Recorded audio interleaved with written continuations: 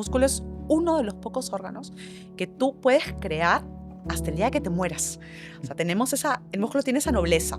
A diferencia de repente de las células cerebrales, que no hay forma de crear más células cerebrales, el músculo, si uno lo ejercita, lo trabaja, siempre terminamos haciendo masa muscular hasta el último día de nuestra vida. Si yo pierdo el 10% de mi peso corporal, la remisión completa es muy rara, cerca de menor al 5%. En cambio, si las personas pierden entre el 10 al 15% del peso corporal, tienen un 20 o un 30% de remisión completa. La salud no se trata de verte bien, se trata de sentirte bien. No se trata de ser perfecto, sino de vivir en balance. Bienvenidos a Vivir en Balance, el podcast de Good Doc, donde hablamos de la salud metabólica con evidencia científica. Hoy día tenemos una conversación realmente especial con la doctora Carolina Sarria. Ella es endocrinóloga de Cavimedic, ella es especialista en obesidad y diabetes, ella tiene una formación internacional y un manejo muy integral de sus pacientes. El tema de hoy es la reversión de la diabetes mellitus tipo 2. ¿Es posible? Es lo mismo hablar de remisión de diabetes que hablar de revertir la diabetes y de curarla también. ¿Qué dice la evidencia científica? Antes de todo esto, quería tomarme un momento para hablarles a ustedes.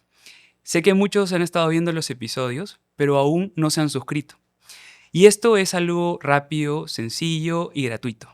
Esto nos va a servir a traer más ponentes, a traer más conversaciones a la mesa para que puedan nutrirse y poder generar mucha más salud metabólica en su día a día. Doctora Carolina, bienvenida. Gracias, Santiago. Muchas gracias por la invitación. La verdad que estoy muy contenta de compartir esta conversación que creo que sirve sobre todo con el objetivo de educar a más personas, ¿no? Ahora que hay tanta información de por medio y es necesario enfocarla y dar mensajes de calidad y sobre todo con evidencia científica. Definitivamente. Doctora, cuénteme un poco de Cavimedic. Sé que han estado haciendo un trabajo bien importante aquí en Perú con respecto a la lucha contra la diabetes y la obesidad. Sí, nosotros somos un equipo formado por médicos endocrinólogos, diabetólogos, nutricionistas, psicólogos y cardiólogos. Ujú, Y estamos muy enfocados en trabajar las condiciones cardiometabólicas. ujú, Y dentro de ello, pues está diabetes y obesidad. ujú. Y en el marco de esto, algo que de repente nos diferencia del resto es que nos gusta mucho trabajar con tecnologías. Ujú. Por eso que siempre nuestros aliados son balanzas de composición corporal, monitores continuos de glucosa, bombas de insulina, entre otros, que permite justamente hacer un mejor seguimiento a nuestros pacientes. Definitivamente hay muchas cosas que yo he podido nutrirme también de ustedes a través de las charlas que han podido dar y la verdad que son herramientas ahora necesarias y obligatorias en el manejo de esta situación con respecto al sobrepeso y obesidad en el mundo, ¿no? Sí me gustaría, doctora, que comencemos por la definición, como Ujú, siempre nos han enseñado en así medicina. es. Entonces, y para poder revertir la diabetes, ¿qué condiciones o características usted podría contarles a los pacientes que deberían lograr para entrar en esta situación? Perfecto. Ya se habla de remisión de diabetes desde el año 2013, Ujú, donde expertos americanos, europeos se reunieron y hicieron un consenso, ¿no? ujú, Y se habla de remisión de diabetes a aquel paciente que tiene hemoglobinas glicosiladas menos de 6,5, que es el punto de corte para hacer diagnóstico de diabetes, ujú, durante 3 meses. ujú, Pero el criterio es aquí que no deben de recibir ningún tipo de tratamiento farmacológico. O sea, ujú, eso tiene que estar suspendido. ujú, Y si el paciente durante esos 3 meses está en ese objetivo, se habla de remisión de diabetes. ujú, Eso no es lo mismo que reversión, que por ahí ujú, comentabas, ¿no? ujú. Cuando hablamos de reversión ya hablamos un tema de cura o algo que no va a volver a regresar.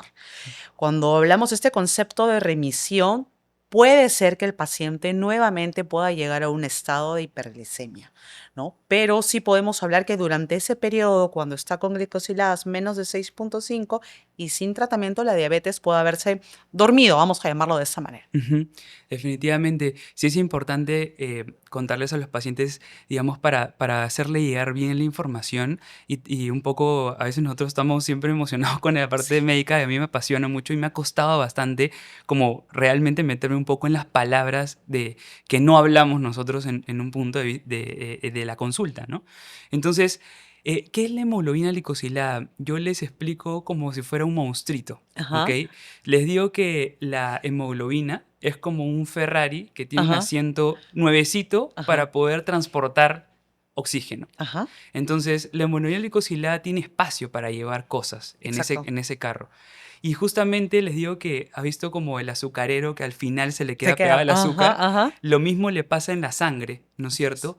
¿Cómo completaría esa historia? O sea, ¿de dónde sale esa sangre? ¿Por qué afecta la hemoglobina glicosilada dentro de la sangre de las personas? Sí, voy a retroceder un poquito más la historia para poder entenderla mejor, Sí. ¿no? Bueno, primero que el tema de glucosa, entender que todos los alimentos tienen glucosa y la glucosa es una variable, primero que nunca está constante en el cuerpo, eso es algo importante. A veces las personas sanas se estresan porque un día les tocó la glucosa en 100, en ayunas, otro día en 89, pero ¿qué me pasó? Que no sé qué por aquí, ¿no?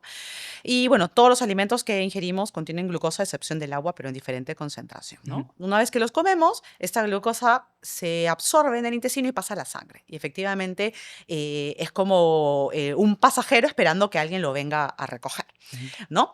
Y quien recoge aquí y guarda la glucosa es la insulina. Yo le llamo la insulina, en este caso, la policía de la glucosa. ¿Ok? La insulina no le gusta que la glucosa esté en altas concentraciones o muy aglomerada en plasma, en sangre. ujú, Entonces, esta insulina, que es la policía, mete a la glucosa, mete en el hígado, la resta en el hígado, la mete en el músculo, la resta en el músculo y la mete en la grasa. Pero, ¿qué pasa? Cuando estos lugares de arresto están saturados, o cuando la cantidad de glucosa que yo he ingresado a mi cuerpo es mucho mayor que la que la insulina pueda guardar, ujú. esa glucosa se queda, pues, vamos a decir, varada en la sangre. Y es allí donde la hemoglobina efectivamente la podría captar, vamos a decir así, o ser un reflejo directo de Ujú, cuánta glucosa hay en sangre. ujú. Definitivamente sí. Yo en vez del policía le digo que es un soldadito. Un saludito, por ahí vamos. Un soldadito que se mete la glucosa, la energía, y ahí entra un espacio bien importante que esto que comentaba que están saturados, quiere decir que cuando la insulina termina llevando la glucosa al músculo principalmente y a Ujú, los demás órganos, quiere comunicarle energía, exacto. quiere llevarles energía. Y ese órgano o ese músculo es incapaz de recibirlo. Es como cuando, imagínese que va, le tocan la puerta a la célula a la membrana celular del músculo Ujú, y al querer entrar abre y hay como un cuarto lleno de pelotas y no ujú, sabe dónde dejar las cosas, tanto que cierra la puerta y se va por otro lado. exacto. Y ahí vienen los famosos picos de glucosa. Así es. Por eso que el músculo es una clave súper importante para mantener nuestros niveles de glucosa. Y la buena noticia, que es algo que siempre yo le digo a mis pacientes, el músculo es uno de los pocos órganos que tú puedes crear hasta el día que te mueras. O sea, el músculo tiene esa nobleza. A Ujú, diferencia de repente de las células cerebrales, que no hay forma de crear más células cerebrales, ujú. el músculo, si uno lo ejercita, lo trabaja, siempre terminamos haciendo masa muscular hasta el último día de nuestra vida. Y más músculo significa menos glucosa en plasma. Definitivamente, definitivamente, porque el músculo es como decir, es una expresión en todo tu cuerpo, es un órgano que está hasta en el párpado. Exacto, O sea, son exacto. partes bien pequeñas y claramente cada movimiento consume energía, Sí, ¿no? yo les decía y a mis alumnos también les digo, no, ustedes cuando están sentados no es que no están trabajando sus músculos, porque si no estarían pues tirados en el piso, o sea, siempre hay contracción muscular, ¿no? Ujú, Ahora, obviamente que la posición sentada no es una posición de repente que nos beneficia a los seres humanos, ujú, ¿no? Lamentablemente el tema de la evolución, de la industria y todo lo demás ha hecho que finalmente terminemos en una silla, ¿no? ujú, Pero nuestro común estar es estar moviéndonos, ¿no? Es ujú, estar activados siempre, caminar. Incluso esta posición sentada, la que estamos diseñados es aquella que estás en cuclillas, como están las personas que viven en Asia y que comen. O sea, ujú, esa es una postura muy humana ujú, que yo estoy segura que muchos de nuestros pacientes, cuando yo a veces en el consultorio le digo, a ver, hagamos una cuclillas o simplemente te digo, levántate de tu silla, muchos de los pacientes tienen dificultad y tienen que cogerse de la mesa para poder levantar. Entonces yo ujú, siempre les digo, si tú cuando estás en tu sillón viendo tu tele y te vas a levantar de tu sillón, si tú estás cogiéndote de algún lugar de punto de apoyo, ten cuidado, porque eso significa que el músculo de tus muslos, sobre todo, no está actuando bien. ujú. Y ahí hay que ver o tu alimentación o tu actividad. Definitivamente. Ahí me sale una palabra a la cabeza cuando hablamos de todo esto, que digo, o sea, ¿dónde está el origen de la situación? Porque en algún momento se gatilló, en algún momento se acumuló un poquito de algo, y eso es grasa visceral, ¿correcto? Es Sí, el, sí, el sí. principal problema de esta situación. Sí, todas las enfermedades metabólicas finalmente se traducen en aumento de grasa visceral, ¿no? ¿Y qué es la grasa visceral?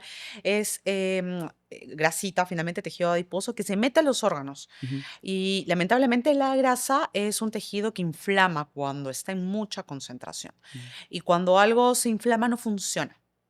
Entonces, si la grasita se mete a mi hígado y mi hígado se inflama, pues tengo hígado graso finalmente. Que si esa inflamación no la revierto, termina en una cirrosis. ujú. Cuando esa grasita se inflama en mis arterias, hay una enfermedad arterial o puedes terminar en una enfermedad coronaria crónica y termino en un infarto. Entonces, es esa grasita donde tenemos que trabajar, ¿no? Que finalmente es energía transformada, Ujú. ¿no? Y la energía, ¿por qué hay ese desbalance? O es porque estamos comiendo más de lo que necesitamos o más de lo que gastamos finalmente. Definitivamente. Y ahí hay un concepto bien importante que sí quisiera que lo traslademos a los pacientes, es que no solamente importa la calidad del alimento, sino también la cantidad, que eso esté relacionado a la cantidad de energía que yo consumo en el día, que puede variar todos los días. Por supuesto, nunca somos iguales todos los días. Y eso es importante también comentarles a las personas. A mí me gusta, sobre todo, yo creo que un problema, mejor dicho, en nuestra realidad o por la experiencia que yo tengo, a veces tenemos una percepción un poco errada de las cosas que comemos. L- una cosa importante aquí son, por ejemplo, los alimentos procesados, ¿no? Los alimentos procesados tienen un poquito ese, como el yin y el yang, ¿no? Tienen, a veces vienen en muy poca cantidad, pero con una concentración energética muy grande. Para llenarnos con un alimento procesado necesitamos grandes volúmenes, Ujú. cosa que es diferente cuando yo como, por ejemplo, lo que cocinan en mi casa. Lo que cocinan en mi casa no tiene preservantes, obviamente, no tiene azúcares ni grasas que hacen que esa molécula dure tanto tiempo y por lo tanto hay mucha variedad y yo me voy a llenar más fácilmente y en menor proporción probablemente que si comiera yo un procesado. Ujú. La calidad y la cantidad van de la mano De hoy la en mano, día. definitivamente. Ahora, para poder englobar esta situación de la hemoglobina glicosilada, es que definitivamente tiene que medírselo, ¿no? Sí. Una persona tiene que tener mediciones. Algunas guías recomendaban, de las que había revisado, y era que decía 2 hemoglobinas glicosiladas consecutivas menores de 6,5% separado por 6 meses. Ujú. Algunas guías como dan esa recomendación. ¿Cómo le podría decir a los pacientes en qué frecuencia, quiénes deberían medirse la hemoglobina glicosilada y en balanzas de bioimpedancias como existen en Cabimedic y Ujú. también en Good Doc, que son balanzas certificadas que dan justamente la grasa visceral? Sí, en relación al tema de la hemoglobina glicosilada, un parámetro bien establecido es medirla cada 3 meses, ¿no? ¿Y por qué cada 3 meses? Porque lo que habíamos hablado de este Ferrari, que era la hemoglobina, tiene un tiempo de vida de 3 meses. Cada 3 meses, un glóbulo rojo, que es donde está la hemoglobina, se renueva. Solo vive 120 días. Entonces, por eso que el valor de la hemoglobina glicosilada debe medirse cada 3 meses para tener una idea de cómo es el promedio de glucosa. Pero aquí también va otra cosa. ¿A quiénes pedir hemoglobina glicosilada? Yo más bien voy a cambiarte la pregunta. ¿A Ujú. quiénes no pedir? Ok. ¿Sí? ¿A quiénes no pedir? A personas que tienen anemia, no pedirlas porque va a ser un valor por debajo, por lo Ujú. usual. Aquellas personas que están tomando algún tratamiento para subir la hemoglobina, tampoco. Incluso hormonas como la eritropoyetina. ¿Ok? A embarazadas tampoco, porque las embarazadas tienen un recambio muy rápido de glóbulos rojos y a cualquier otra persona que tenga una enfermedad renal crónica también, donde el riñón contiene una hormona que hace que la hemoglobina suba y cuando tenemos una insuficiencia renal, ese riñón no funciona. A ellos yo no les pediría. Al resto de personas, sí, nos sirve. Y de repente a mí me gustaría dar un saltito más allá, que tiene que ver con esto de tecnologías que hablamos, que además de una hemoglobina glicosilada, yo, por ejemplo, sí pediría un monitoreo continuo de glucosa Mm. adicional, ¿sí? Como para complementar. Y el monitoreo continuo de glucosa nos permite ver una película completa de cómo está tu glucosa las 24 horas del día. ¿Sí? Cómo te fuiste a dormir, en la noche qué pasó, cuando despertaste qué hubo, si hiciste ejercicio cómo se comportó, si comiste tal cosa cómo se comportó. Y yo creo que eso nos permite dar, así como la balanza nos hace un escaneo completo de composición corporal, un monitor también te hace un escaneo de esa conducta de la glucosa. Que a veces creemos que, no sé si tú te has tomado glucosas en ayunas, creemos que esa glucosa en ayunas con la cual estamos se va a permanecer todo el día de la misma manera. Y hay que entender que es un parámetro que fluctúa. Y como tal, hay que acompañarlo y tener información justamente en relación a la nutrición y a la actividad de cómo puede variar. A esto sumo lo que acabas de mencionar, ¿no? El tema del uso de balanzas de composición corporal. Hoy en día es necesario tener data objetiva para que nosotros como especialistas tomemos decisiones en mejora del paciente. Mm. Aquí ya no es yo creo que o yo cada vez que como tal cosa siento que me sube. No funciona así ya la medicina. Hoy es medicina de evidencia. Lo que yo tengo, lo que me muestra la data, yo puedo aconsejar y tratar mejor a mi paciente. Ujú, definitivamente. Yo me puse un monitor de glucosa Ay, ¿cómo te hace un fue? tiempo. Fue una experiencia bien interesante. De hecho, descubrí, bueno, una herencia de tener esa manía de tomar mate, por ejemplo, en las mañanas por mi mamá. Ajá, Me di cuenta que después de comer el almuerzo, por ejemplo, y yo inmediatamente tomaba la hierba mate, mi glucosa bajaba de que me había subido en la primera, o sea, en los primeros momentos después de la comida, o sea, post comida, post prandial, inmediatamente bajaba súper rápido con la toma de la hierba mate. Entonces me quedó esa situación y estoy investigando y ajá. tiene alguna evidencia con respecto a los análogos de GLP-1. Entonces puede ser que yo sea muy sensible también, no es que va a ser exactamente así para todos, pero lo comprobé varias veces y también me di cuenta mucho que, por ejemplo, en las noches, si yo comía algún tipo pasta, Ajá, o un carbohidrato de mucha abundancia, definitivamente la glucosa se me iba, pero más arriba que el del almuerzo, ajá, sí. en mismas cantidades. Y otra cosa súper interesante, doctora, es que cuando comenzaba en las mañanas con proteína en grandes cantidades, ya sea un suplemento proteico o claras de huevo o una comida en alto valor de proteínas, durante todo el día mis picos de glucosa eran menores. Sí, sí. Es una experiencia que sí la podemos extrapolar para el resto de personas, Ujú, pero el macronutriente proteína ujú, efectivamente hace que las excursiones de glucosa sean mucho, mucho menor, ¿no? ujú, Cuando utilizamos el monitoreo, nosotros podemos personalizar la ujú, alimentación, ujú, ¿no? Las personas nos dicen, ok, yo como eso en el desayuno, en el almuerzo y la cena, les pongo un monitor y vamos haciendo como un diario de dieta, ¿no? Y allí comenzamos a estructurar la alimentación. No se trata muchas veces de quitar comida, eso es algo que la cual yo estoy en contra, totalmente. porque nos genera primero una mala relación con la comida y dos, la comida es un momento no solo para satisfacer necesidades físicas, sino de placer y hay que disfrutarla. Ujú, Entonces, las prohibiciones generan mala relación con la comida y la verdad que nos viene mal porque después pateamos el tablero y viene la culpa porque comienzo a comer mal, etcétera, etcétera.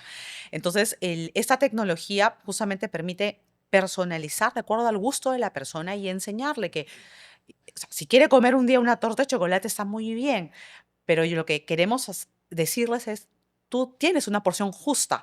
¿Y qué significa una porción justa? Que no te hace daño. Una porción justa que no eleva tus niveles de glucosa y finalmente te hace sentir bien y saludable. ujú. El veneno está en la dosis, le digo yo a los Exacto. pacientes.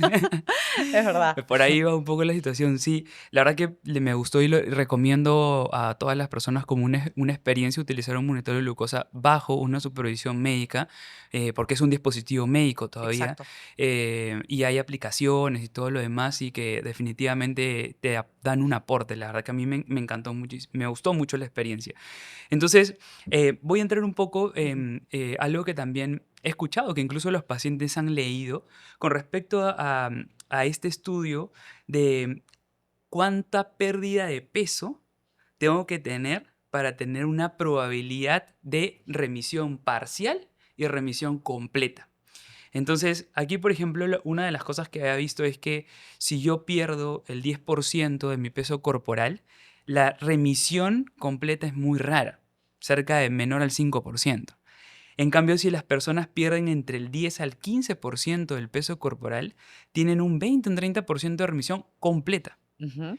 Y de ahí, si es que la pérdida de peso es de 20% en adelante, la remisión es casi el 50%. Entonces, por todos lados, Sí, sea como sea, es súper importante que entiendan ese porcentaje de pérdida de peso, ¿no? sí. Y manteniendo el músculo, como usted dice, comiendo absolutamente todo.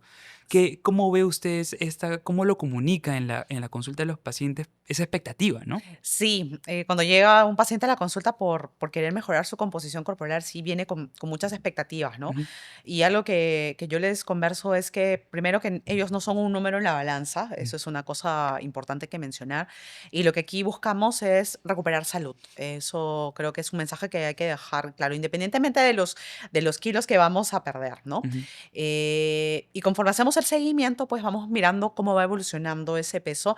Obviamente siempre queremos que sea a punto de grasa, ujú, pero siempre la masa muscular nos saca la vuelta y terminamos a veces perdiendo masa muscular, porque eso es lo más fácil de perder, ujú, masa muscular, y sobre todo si no hay un adecuado aporte de la misma. Y allí en el camino es donde vamos conversando y mientras hacemos el monitoreo de cómo van los niveles de glucosa, cómo va la hemoglobina glicosilada, cómo va la composición corporal, las personas suelen motivarse mucho, ven que están progresando y el ser humano es así, ¿no? Siempre quiere un poquito más, un poquito más, un poquito más. ujú, Y si siente y percibe objetivamente que está bien porque sus niveles de glucosa bajaron, porque ahora tiene mucho más fuerza para poder hacer sus cosas, no se duerme en el trabajo, descansa bien, ya no tiene apnea del sueño, no hay ronquidos, y finalmente esa glicosilada está en un buen valor. Eso nos da pie a que de cara a esas pérdidas trabajemos aún más para poder llegar a ese objetivo que es la remisión de ujú. diabetes. El porcentaje de pérdida de peso es importante. Y no solo para revertir diabetes, sino para revertir cualquier estatus metabólico: hipertensión, dislipidemia, síndrome de ovario poliquístico, hoy en día hígado graso. Pero ir acompañado de un especialista permite que ese logro de ese objetivo sea mejor, sea de la manera saludable y sobre todo que se sostenga en el tiempo. Definitivamente. Definitivamente, doctora, no lo he podido poner mejor y la verdad que es importante que, o sea, que haya gente que hable de esta situación porque la gente llega muy confundida, pensando que el influencer fitness, Sí, que en realidad no tiene nada de malo porque le habla a su público en por realidad, supuesto. solamente que hay un público que es como que está empezando desde antes de cero. Sí, ¿Me entiendes? Entonces, justamente para esas personas estamos nosotros, ¿no? Para poder resolver esta situación de enfermedad y de diagnóstico. Y algo que me parece súper raro, no raro, sino la verdad que me quedo sorprendido de que tengo estas características de skinny fat, que veo personas que tienen 21, 22 años, que se animan a pasar por una evaluación conmigo, tanto en el InBody 580 como igual mi perfil de consulta siempre es hemolítica oscilada, perfil hepático y lipídico. Y me dicen, nunca antes me habían sacado hemolítica oscilada. Entonces, cuando veo que es una persona que tiene un IMC de 25.7, 26, pero un porcentaje de grasa corporal por encima de 35 en mujeres, y la grasa visceral por encima de 100, y tiene 21, 22 años, digo, o sea, ¿qué pasó? sí, en 5 o 10 años tiene todas las chances compradas para, así coma pollo con lenteja todos los días, desarrollar prediabetes, Por porque está supuesto. metida ahí la grasa visceral que ahí justamente también las personas se confunden y dicen, o sea, no, que el medicamento es malo, que Sí, usan los médicos, te dan pastillas y nada, y es que más, o sea, es como decirle a un niño que va al pediatra y le diagnostican neumonía moderada, severa, y le digan, no, que su hijo vaya a hacer dieta y ejercicio, ¿no? O sea, no es así. La dieta de ejercicio sí, está comprobada. Tiene un porcentaje de pérdida de peso todas las dietas sí, en situaciones saludables, ¿no? ¿Cómo sí. enfrenta esa situación tan difícil Eh, en las consultas con sus pacientes? sí, lo que tú acabas de decir es un problema que cada vez lo estoy viendo con más frecuencia. Ujú, Personas muy jóvenes ujú, que aparentemente a la simple vista uno creería, ok, luce delgado, es sano o parece ser sano. exacto. Una vez que lo subimos a la balanza de composición corporal, la verdad que muchas veces nos hemos caído porque hay composiciones que no van acorde, sobre todo en relación a masa muscular también, para una persona tan joven. De allí que aparece otra cosa, ¿no? Los dos que utilizamos balanzas de composición corporal en nuestras consultas, yo cada día estoy más convencida que la composición corporal debe ser tan igual como tomarte la presión. O sea, yo no puedo ir ya a una consulta de un cirujano, de un endocrino o de un médico internista si es que solo me quedan con el peso. O sea, ya el peso, esa puntuación solita o ese número solito queda muy corto. Queda muy Definitivamente. corto. Y como dices, si solo nos fijamos en el peso, estamos infradiagnosticando problemas metabólicos y no estamos cuidando la salud a largo plazo de estos jóvenes, Ujú, ¿sí? Que en 10, 15 años efectivamente pueden venir con prediabetes o diabetes o alguna estatosis hepática con un grado de fibrosis alto, a punto de ser una cirrosis o cualquier enfermedad cardiovascular temprana, ¿no? Una ujú, mujer menos de 50 años o en un varón menos de 60 años. ujú. Esa es ahí justo como va otra parte de la historia, para retomarlo un poco, y esta hemoglobina glicosilada que se convierte desde un Ferrari, se empieza a convertir como en un tractor con una llanta súper inflada y la otra recontra desinflada y pegada con un montón de rocas alrededor, que es justamente Ujú, la glicosilación ujú. del azúcar en la hemoglobina.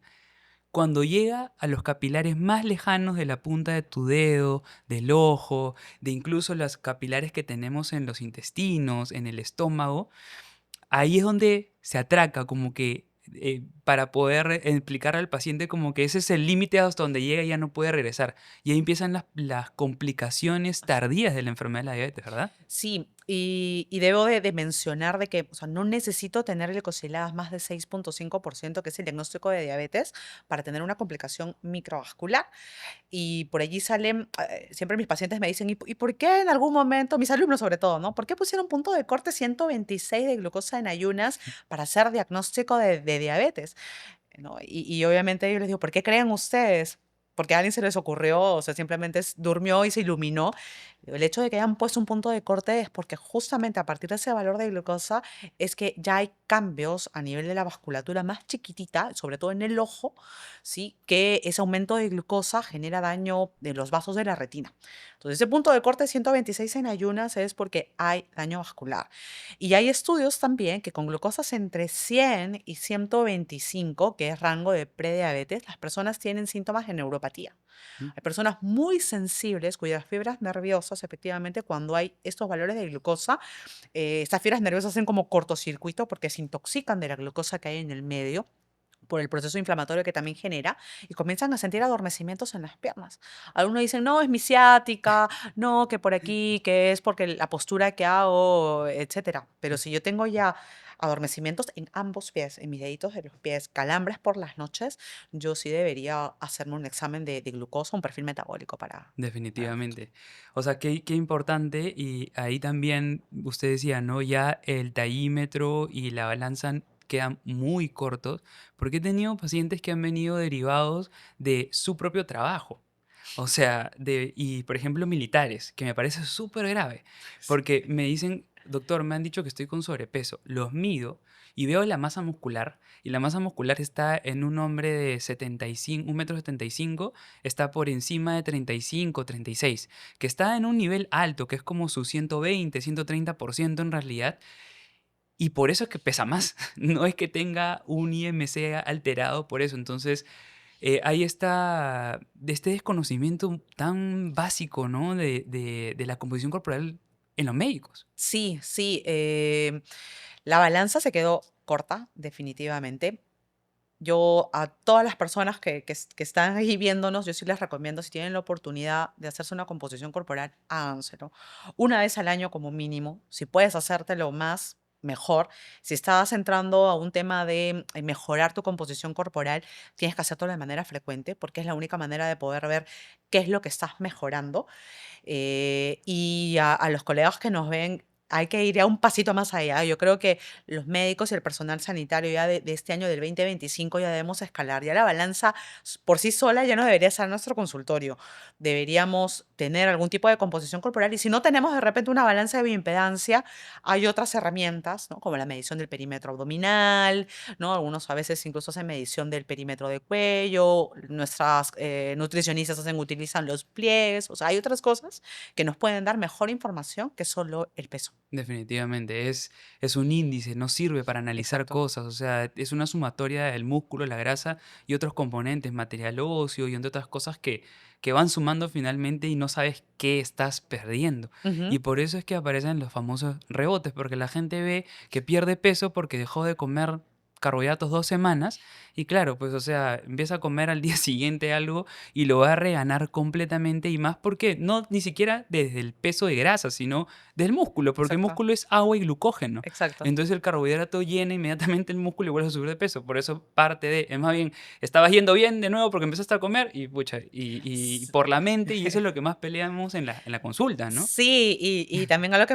me pasa, que me estás comentando, que a veces le echan la culpa al medicamento, pero yo le digo a mis pacientes, a ver, el medicamento no es que tenga el efecto rebote. Cuando uno quiere mejorar su composición corporal, hay varias piezas del rompecabezas que hay que trabajar. El medicamento, cualquier medicamento que utilicemos hoy en día, lo único que hace es o te inhibe el apetito o te aumenta la saciedad. Ujú, Pero el medicamento no te dice, oye Carolina, anda, muévete. Oye Carolina, come más proteínas. ujú, Oye Carolina, duerme temprano. Eso no te hace el medicamento. ujú. Entonces, si tú no manejas las otras variables que tienes alrededor, ese efecto rebote no es por el medicamento, es porque no maneja las otras variables que acompañan a que mi composición corporal sea saludable. Definitivamente. Ahora, una vez que ya pasaron por esta evaluación, ¿no? En la consulta, ya sabemos que hay el diagnóstico, el paciente ya está informado, la familia también, ya pasó con la nutricionista, ya se vio con la psicóloga, ya hizo toda la rutina que normalmente manejamos.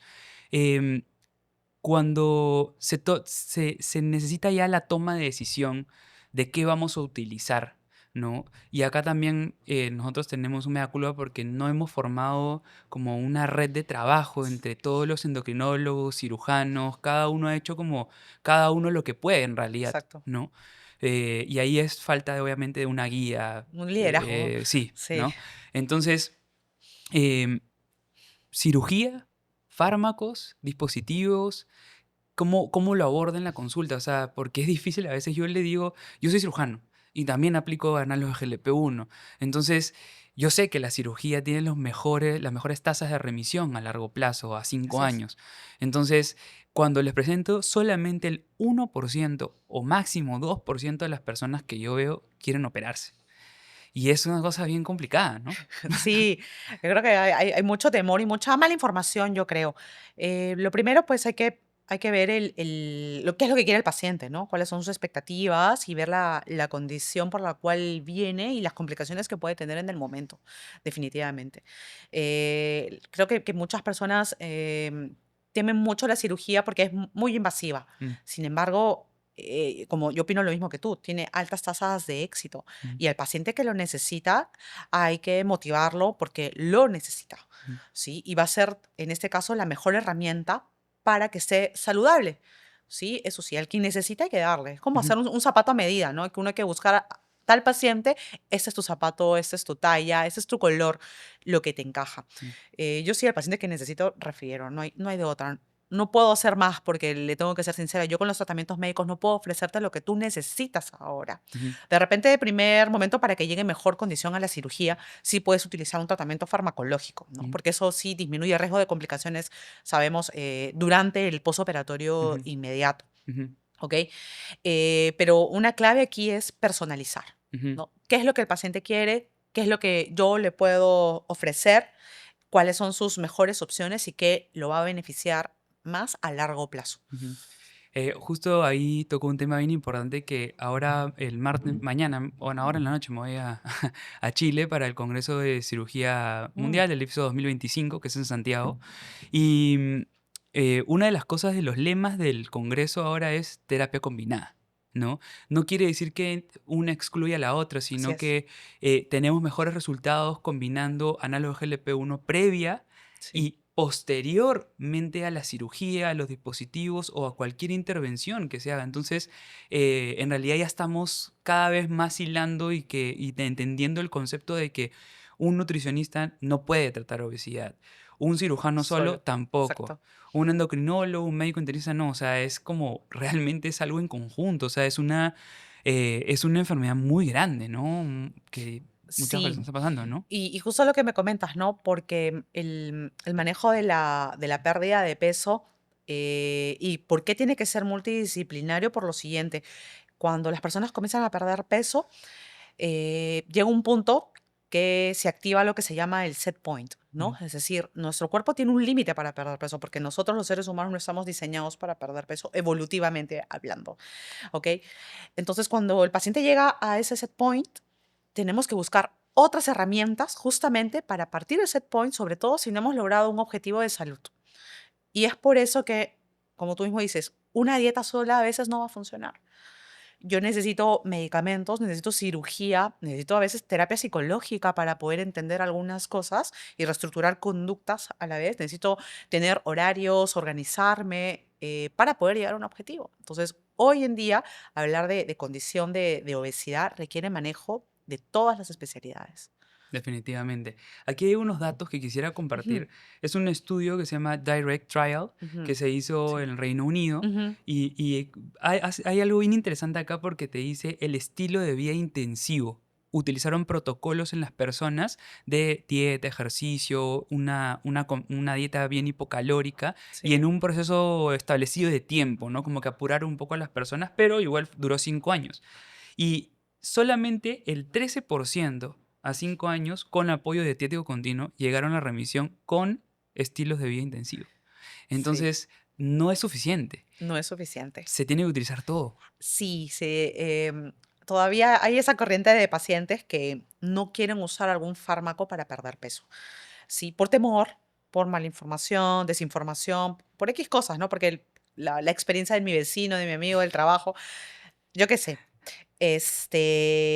Y el otro temor es, voy a depender, ¿no? Hay mucha idea de eso de que uno puede depender de un fármaco y no funciona así. Si uno está bajo seguimiento médico, este tema de dependencia es un mito simplemente como va.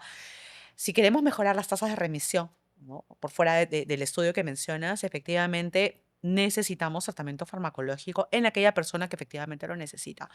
Y si hay que hacer cirugía, es una opción, de todas formas. Y sí, o sea, acá había una cosa bien interesante que complementa esto, y es, por ejemplo, en el uso de los análogos GLP-1, Ozempic, Saxenda, Mounjaro, Ratatrutide, que son medicamentos realmente buenos, o sea, Sí. aportan muchas cosas a las personas. En este caso, por ejemplo, dice que en los estudios de remisión mejoran la glucosa y el peso, Sí. pero la remisión completa sostenida sin medicación es poco frecuente. ¿Eso a qué le atribuye? ¿A que no se trabaja de la mano la parte mental del paciente, la parte de hábitos? Sí, sí, sí. Y ahí voy a traer a colación algo que ya también voy aprendiendo de mi práctica. Los seres humanos en general, y también yo me meto en el grupo de allí, a veces queremos una sola respuesta o una sola solución para un montón de cosas a la vez. En el tema de peso, los problemas de peso, como había mencionado, son varias cosas que trabajan. Desde la genética, que a Ujú, veces no se puede controlar. Hasta ahora no hay medicamentos para cambiar tu carga genética. ujú, Si yo veo a mi familia, veo, ok, mi papá tiene problemas de peso, los hermanos de mi papá también tuvieron problemas de peso, mis abuelos también, ok, por ahí hay algo genético que yo estoy cargando. No voy a estar como una Barbie o como un Ken, pero sí puedo obtener un peso saludable para mí. ujú, ¿Ok? De acuerdo a mi contextura, de acuerdo a mis genes, sí lo puedo llegar. Pero para eso no hay tratamiento ahorita. ujú. Me tengo que auxiliar de las otras piezas del rompecabezas. Uno es la parte emocional, es súper importante. Los seres humanos nos han enseñado a veces a manejar nuestras emociones con los alimentos. Lamentablemente, y es porque no hemos tenido una educación emocional, ¿no? Y te pongo un ejemplo. ¿A cuántos de nosotros, yo me incluyo, es que puede ser que habíamos estado jugando en el parque y nos caímos, nos dolió las rodillas, nos pusimos a llorar, a llorar. Mamá no sabía qué cosa hacer. Y lo que se le ocurría es, te voy a comprar un dulce para que te calles, Ujú, ¿no? Porque mamá desesperada no sabe cómo manejar esa frustración. Nos compraba un dulce y nuestro cerebro comenzó a adaptarse. Cada vez que tengo dolor, me siento frustrado, tengo miedo, voy a comer, ujú. voy a comer. Y eso hay que romperlo en la consulta. Hay que entender que la comida sí calma emociones, pero no resuelve problemas. Definitivamente. Y ahí es donde trabaja también la parte emocional. Definitivamente. Por eso todo parte de Sí. enseñar justamente, prescribir el ejercicio, prescribir los buenos hábitos, porque a veces es un desconocimiento que uno no se termina imaginando hasta qué punto puede llegar, ¿no? Y en el caso, por ejemplo, de la cirugía, porque Ujú. sí es un tema que me gustaría tocar, A 5 años la remisión es del 80 al 86% Sí, en pacientes de bypass gástrico o manga gástrica. Definitivamente hay recaídas, definitivamente la cirugía tiene riesgos, sí. pero ahora que está estandarizada, que tenemos más herramientas tecnológicas, que cada vez los cirujanos son más preparados en mínima invasión, que es la paroscopía, y ahora que está la robótica, que ya está un poco más avanzando en el Perú, definitivamente es una gran opción para trabajarlo, pero creo que estamos fallando en comunicar las cosas, Sí, ¿no? justamente por la falta, yo creo, de ese trabajo en equipo entre otras Mm, especialidades médicas. ujú, Yo sí considero que los equipos, si bien eso de repente no podemos estar físicamente en un lugar, pero sí tener una red de contactos entre médicos que justamente dé la seguridad al paciente, ¿no? Además de la información que uno da, que uno puede derivar a un especialista y ese especialista te va a dar la información adecuada. Tengo pacientes que han ido a cirugía bariátrica, ya sea por bypass o ya sea solo por manga, ujú. con muy buenos resultados, con remisión de diabetes como tal. Han disminuido la cantidad de fármacos para incluso la hipertensión, para la dislipidemia, para la glucosa. Sí, muchos de ellos utilizando un sensor también para poder ver mejor su progreso. Pero la cirugía yo sí la considero una Ujú. muy buena herramienta para la remisión de diabetes. Sí, definitivamente. Ahora quería pasar un poco es un checklist de Ujú, seguimiento, perfecto. ¿ok? Es como, ya hablamos un poco de cómo el paciente se puede manejar en la consulta, las opciones de tratamiento que tienen, pero de ahí ya tengo el diagnóstico, ya hice un tratamiento, ¿cómo sigo? ¿Qué cosas debo chequear siempre, no? Y acá había unas recomendaciones de algunas guías y decían, la hemoglobina glicosilada Ujú, definitivamente cada 6 meses, acá ujú. por los primeros 2 años. Lípidos, perfil Sí, lipídico, presión arterial, sí, albuminuria y sí, algunos, esto sí es bien interesante, algunos predictores de recaída que empecé a investigar, que era el tiempo de duración de diabetes. sí. Mientras más corta sea la diabetes, cuando uno ha implementado todas estas estrategias para remisión o para pérdida de peso, la probabilidad de que ocurra la remisión va a ser más alta. A mayor duración de diabetes, la probabilidad de remisión es más baja. Incluso también con los fármacos que se utilizan, ¿no? Si es una persona que de repente ha pasado ya por un historial muy largo de fármacos, en un primer momento comenzó con fármacos orales, luego arrancó con insulina, la probabilidad de que esta persona haga una remisión también va a ser muy pobre, muy Ujú, pequeña.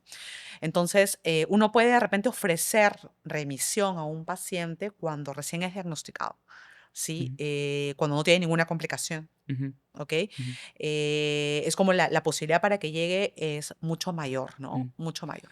O sea, estamos apostando por el diagnóstico temprano, Sí, que cada vez pacientes más jóvenes pasen por la medición de la s- balanza, sí, pasen por la medición por un examen de sangre de hemoglobina glicosilada, así para es. poder, sobre todo, se me ocurre, ¿no? Y creo que debería estar establecido, así como las mujeres que tienen antecedentes de seda de mama, por ejemplo, en la Ujú, familia exacto. directos, igual si hay jóvenes que tienen antecedentes de obesidad en la familia, tienen esa enfermedad, deben pasar lo más rápido posible por consulta, ¿correcto? Sí, si no es por una especialista, tenemos los médicos generales, un médico internista, alguien que le pueda ayudar a hacer el diagnóstico, pedirle esa batería de exámenes. Ujú. Yo añadiría, la verdad, que a eso un monitoreo continuo de glucosa. Bien, sí. Yo creo que hoy en día es más necesario porque es una variable súper importante y tenerla 14 días, 24 horas, te abre el panorama. Sí, qué buen dispositivo y qué pena que no tengamos los mejores acá, ¿no? O sea, tenemos solamente algunos, pero usted utiliza el de Abbott. Sí, sí. Ya, Ahora tenemos el el Freestyle. Freestyle, sí, Ujú, el Libre 2, ujú, que es otra de segunda generación, vamos a llamarlo así, ujú. con mucha precisión. Sí, Lamentablemente es el único que tenemos ahorita en el medio. Recordar que ese dispositivo es aprobado por la FDA, por lo tanto es muy seguro. ujú, Adicional a la FDA tenemos el Dexcom, que es otro sí, monitor continuo de glucosa. No está en Perú, pero por ejemplo, si está en Argentina, ujú, ¿ok? En Argentina ya lo usa. ujú. Y el otro es el Eversense. El Eversense es un dispositivo monitor continuo implantable Bien. y dura 90 Ah, días. mira. Sí, y bueno, está solo ahorita en Estados Unidos. para vender y para colocar. Pero son los tres únicos aprobados por la FDA y por lo tanto los que podríamos prescribir con seguridad. Debo confesar que tuve un poco de miedo al momento de colocármelo, Sí, como todo. pero no duele tanto, no No, duele no tanto. duele. Y la verdad que es una Sí. experiencia bien interesante. Le invito a todos que lo puedan hacer. Sí, sí, sí, de todas maneras. Y sobre todo si tienen, como tú has mencionado, ¿no? Un antecedente importante que prima, Ujú. ¿no? El tema de la composición corporal con aumento de grasita, familiar directo con diabetes, chicas con síndrome de ovario poliquístico. Otro por ahí que a veces se escapa en la consulta y que no está muy, de repente muy educado. Mujeres que han tenido hijos con más de 4 kilos, sí o sí tienen que pasar una evaluación de glucosa, glicosilada y perfil metabólico, Ujú, porque esas mujeres tienen alta probabilidad de hacer diabetes. ujú. Sí se considera que una mujer que ha tenido ese bebé de más de 4 kilos ha tenido diabetes en la gestación. Mm. Y a veces es algo que pasa un poco desapercibido y a veces por la sociedad aplaudido, porque cuando una mujer tiene un hijo más de 4 kilos dicen, uy, qué sanito, está gordito y no sé qué. Y la verdad que no va por ahí la cosa. Sí, en verdad sí. Pero bueno, sí, la verdad es que hay muchos conceptos bien errados en varias cosas que uno se va sorprendiendo, pero es porque no comunicamos bien las cosas. En verdad nos falta, y justamente este espacio es para eso, para como llegar a las personas de la mejor manera. Y finalmente quería hablar un poco, porque definitivamente están en boga y me preocupa un poco que llegue como todo lo que ha llegado al Perú y se desparrame de una manera que no sea la correcta, ¿no? Estos medicamentos, los análogos GLP-1, Ozempic, Mounjaro, Retatrutide, que son semaglutide, tirzepatide y Saxenda, Ujú. son medicamentos realmente buenos, Sí, un perfil de seguridad bastante bueno y tienen un mecanismo de acción bien particular porque el GLP-1 es una molécula de señalización por todo el cuerpo. Está con músculo, con cerebro, lo están usando ginecólogos, cardiólogos, oncología también. sí. Varias cosas. ¿Cómo usted ve a los análogos GLP-1, su mecanismo de acción? ¿Cómo le explica a los pacientes para que conozcan un poco de ellos? Sí, bueno, primero me enfoco mucho en el tema del efecto directo que hace el GLP-1, que es generar saciedad, ¿no? Yo le digo, es como si fuera una hormona de la saciedad, ¿ok? En temas de pérdida de peso, ¿no? Entonces, cuando tú recibes ese medicamento, te vas a sentir llena, vas a comer menos y por eso vas a perder peso. Pero adicionalmente tiene otros efectos a diversos niveles, como mencionaste, ¿no? A nivel del páncreas, mejora la secreción de insulina, eso hace que tu glucosa esté más estable. Si tienes hígado graso y fibrosis, hoy en día la semaglutide está aprobada para tratamiento de fibrosis, el segundo tratamiento aprobado. En el cerebro mejora también todas las conexiones que tienen que ver con apetito y con saciedad. Ujú, ¿Ok? Y mejora la presión arterial, ya es tratamiento para apnea obstructiva del sueño, aprobado como tal. Así que es un medicamento muy prometedor, pero yo creo que aquí el tema es la responsabilidad para poder utilizarlo, ujú. ¿sí? Porque si bien es cierto, tiene esta mejora en todas estas patologías que hemos hablado, lo otro también es un medicamento para pérdida de peso. ¿Y qué significa pérdida de peso? Que tú puedes perder músculo, que puedes perder agua, que puedes perder hueso y lo que queremos obviamente es que pierdas grasa, Ujú, pero no te garantiza que solo utilizando el medicamento vayas a perder. ujú. Entonces, sea quien lo prescriba, sea un médico, ginecólogo, oncólogo, etcétera, yo considero de que la prescripción tiene que ser responsable y acompañada de un equipo que efectivamente tenga experiencia para poder tratar esto, a fin de no menoscabar el músculo. Porque el músculo también es un órgano que produce mioquinas que también mejoran mucho la sensibilidad de la glucosa a la insulina, tiene que ver con fuerza, con bienestar, tiene que ver con también la manera en cómo el músculo y cerebro también están conectados para temas de saciedad y de apetito. Ujú. Entonces, hoy en día están muy bien los medicamentos, son muy eficientes, pero hay que prescribirlos con responsabilidad. Definitivamente, o sea, para eso es un especialista en Exacto. obesidad, sobrepeso y diabetes, porque la verdad es que involucran muchas cosas y pueden arruinar la salud metabólica si es Sí, que no se usan bien, ¿no? sí, sí. He tenido pacientes que empezaron GLP-1X en su balanza, había pérdida de peso. Pero los marcadores metabólicos seguían siendo los mismos. La persona seguía con resistencia a la insulina a pesar de haber perdido 5, 6, 7 kilos. Ujú, El problema era porque todo lo que había perdido ha sido masa muscular. Y la grasa visceral seguía ahí saludando y dando cuenta. y no había forma de cambiar esas variables metabólicas hasta recuperar masa muscular, Ujú. ¿no? Y entonces, definitivamente, si queremos prescribir GLP-1, tiene que ser con personas de experiencia. Sí, definitivamente se me viene a la cabeza justo un caso, una adolescente, Ujú. 16 años, IMC 25, masa muscular en kilos de 24 kilogramos, la medí en el dinamómetro, tenía la fuerza completamente normal, ¿ok? Y la chiquita ya había utilizado balón endoscópico y Ujú. Saxenda. Le habían Wow, propuesto manga. wow. Solamente tenía el porcentaje de grasa corporal lo tenía elevado, sí, claramente, por encima de 35, que eso es, pero es el único parámetro, incluso la tasa metabólica basal estaba normal. Entonces yo tenía que pelear con la mamá para decir, no le puedo prescribir este tipo de cosas hasta ahí. O sea, que yo vea realmente que hay un problema metabólico con ella, o sea, con dieta y ejercicio es suficiente en, en esta situación, ¿correcto? Sí, y sobre todo cuando son pacientes menos de 18 o 20 años, la respuesta que tienen a la actividad física es sorprendente. Es sorprendente. Yo les digo, les molesto a mis pacientes adolescentes, les digo, tú tienes la dicha de tener esa edad tan preciosa que te mueves y la composición corporal cambia, pero en un abrir y cerrar de ojos. Y a veces no requieres ese tipo de medicamentos o de procedimientos para poder Ujú, hacerlo. O sea, ujú, prescribir estas cosas a quienes efectivamente sí lo ujú. necesiten y sí se van a beneficiar. Sí. Por último, solamente quisiera tocar este tema que es bien importante de los efectos adversos tan estrambóticos Sí, que dicen que podría pasar, ¿no? sí, Lo primero es que el tema de ceguera, ¿ok? Definitivamente la afectación del nervio óptico no es por el semaglutide, así sino es, es por la regulación de la glucosa. así es. ¿Ok? Y muchas personas se confunden porque la diabetes, la obesidad, el sobrepeso y un montón de situaciones en el día a día tienen más riesgo de generar ceguera que el mismo semaglutide. Y por otro lado, el cáncer medular de tiroides.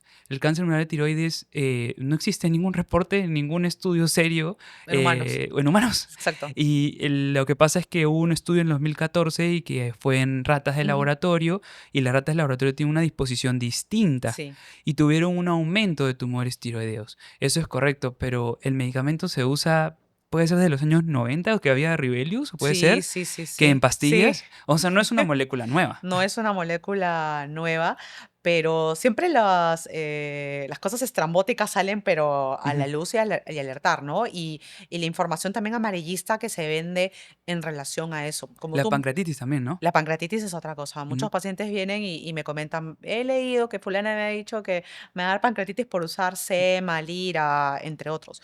La verdad que no está corroborado. Sí se sabe de repente que aquellas personas que tienen litiasis vesicular ya como ujú, un antecedente, pueden tener más riesgo a, ujú, sí, un cálculo, un cólico biliar, entre otras cosas.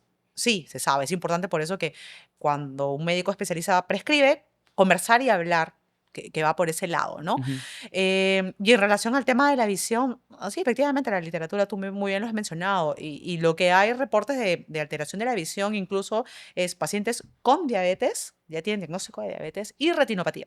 ujú, La probabilidad de que ellos hagan alguna complicación con uso de SEMA sí ocurre, pero es que ya tienen un daño de base, una ujú. retinopatía. Entonces, si alguien tiene diabetes, yo lo primero que le digo, hay que hacernos un fondo de ojo para estar todos seguros que todo anda bien allí y te puedo prescribir el medicamento. Ujú, Pero de allí lo otro que me comentas, mm. Y el subdiagnóstico también de la diabetes, ¿no? Porque sí, la obesidad casi en 50% está asociada con un proceso metabólico de diabetes, ¿correcto? así es, así es. Y en nuestra población, 1 de cada 2 peruanos tiene, y bueno, IMC, hasta ahorita como hacemos el diagnóstico de más del 25%, ¿no? Ujú. Entonces, deberíamos estar pensando, si tengo una persona con IMC más de 25, que hacer un screening, hacer una evaluación para ver cómo anda la Ujú. glucosa. Bueno, otra verdad que he disfrutado esta conversación. Me he preparado bastante para poder conocer todos los aspectos de que trabajamos en la consulta, pero la verdad que me apasiona porque es algo que también, a pesar de que sea una pandemia, de que venga con fuerza y todo, creo que tenemos muchas herramientas para poder combatirlo. Y pues, ¿qué palabras le podría dejar a sus pacientes, a la comunidad de vivir en balance con respecto a todo lo que involucra diabetes, obesidad y el manejo de la glucosa? Sí, bueno, que Hoy en día, como mencionó Santi, la diabetes es una pandemia junto con la obesidad. Mi recomendación es, hay que chequearse de manera frecuente, hay que ir a un especialista que conozca el tema para tener las mejores recomendaciones. No se trata de estigmatizar, no se trata de prohibir, se trata de mejorar nuestros hábitos, se trata de mejorar nuestro estilo de vida con el fin de vivir muy bien lo que nos queda de vida o cuando ya seamos adultos mayores. Ahí es donde apuntamos.